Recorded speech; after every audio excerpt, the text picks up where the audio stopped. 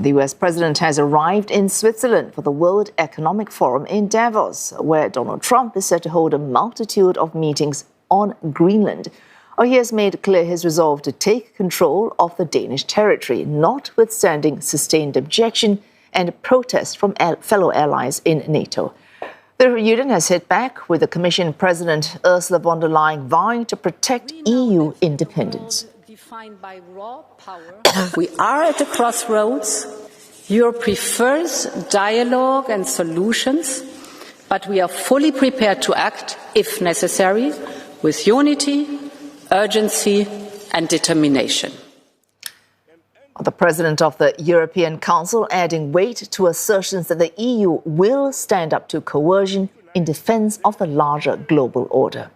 Mr. Trump has threatened tariffs on Denmark and 7 other allies unless they negotiate a transfer of Greenland, a concession a number of European leaders have said they are unwilling to make.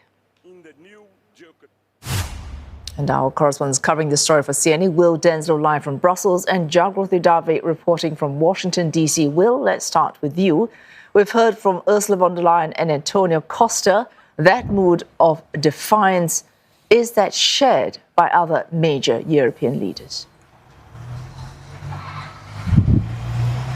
Well, these comments from the European Council President and the European Commission President come just a day after European Parliament and the MEPs in the Parliament in Strasbourg, where they're convening this week, decided to delay a move to ratify the US-EU trade agreement that was brokered last July in Scotland. That was a move very much seen in response to Donald Trump's threats over Greenland and these threats to impose duties on 8 European powers.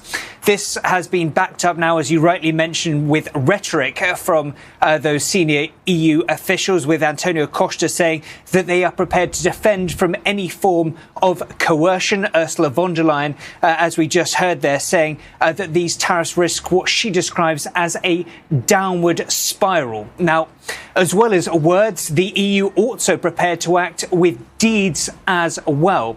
There is the option that will be discussed on Thursday when European leaders gather here in Brussels to use the so-called trade bazooka, a never-before-used tool in the EU's armoury that would see potentially the ability to use things like export controls on the US, as well as imposing tariffs of its own. It'll be very interesting to see whether European powers feel that they need to act in that way. But we know that the European Trade Commissioner has met with US officials on the sidelines of Davos. And after that meeting, Maroš Šefčovič said he favours dialogue and solutions.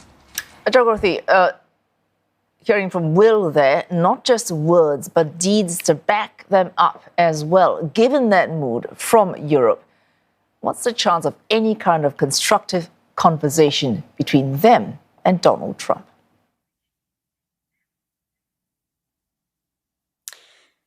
Well, that is the question. Donald Trump has touched down in Zurich about 20 minutes ago. He's going to go to Davos by helicopter, where he is expected to talk to world leaders and CEOs of major companies. But already the mood music in Davos is, and in Europe, as we heard there from Will, is one of caution and concern. You've got leaders like Mark Carney talking about a rupture in the world order that cannot go, that we cannot go back on. You've got leaders like Emmanuel Macron, who is sending private texts to Donald Trump saying, I do not understand what you are doing on Greenland. This is something that was published by the president. You've got serious concerns in Davos ahead of the president's visit. He is going to go there and talk after his speech to world leaders to try to, where they hope to find out more about what's happening in Greenland. Donald Trump has said that he's got a lot of meetings scheduled on Greenland, and he said he thinks they're going to work out pretty well. Now, whether this is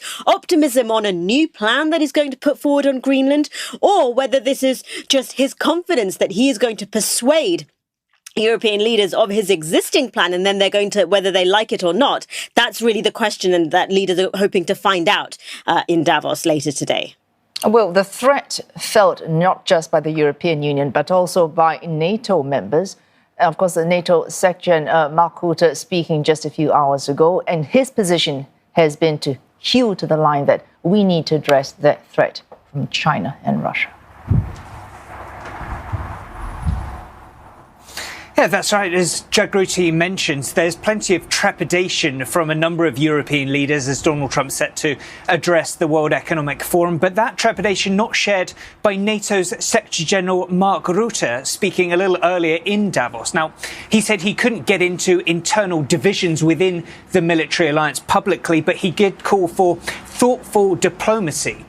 He was also very keen to publicly praise Donald Trump for his efforts to do things like ramp up defence spending across all of the NATO alliance members. He also said that Arctic security is absolutely something that all partners in the alliance should take very seriously. President Trump and other leaders are right. We have to do more there. We have to protect the Arctic against Russian and Chinese influence.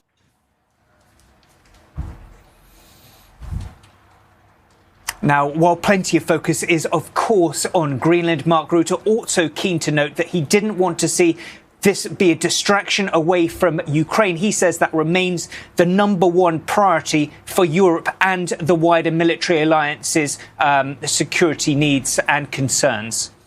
All right, Jagruti, a final question to you.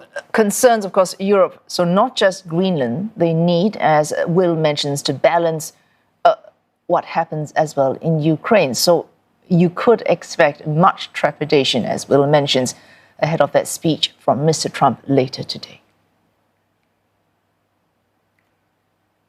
Yes, indeed. I think everyone is going to be looking at what the president says on Greenland. Listen, he was expected to actually be going there to talk about affordable housing and affordable energy. But his comments on Greenland and then the tariffs that he's put on these 8 European countries has really overshadowed all of that. And as we were just discussing, he's likely to be talking about Greenland in this speech as well. And so what I think we can expect from Donald Trump is also this sort of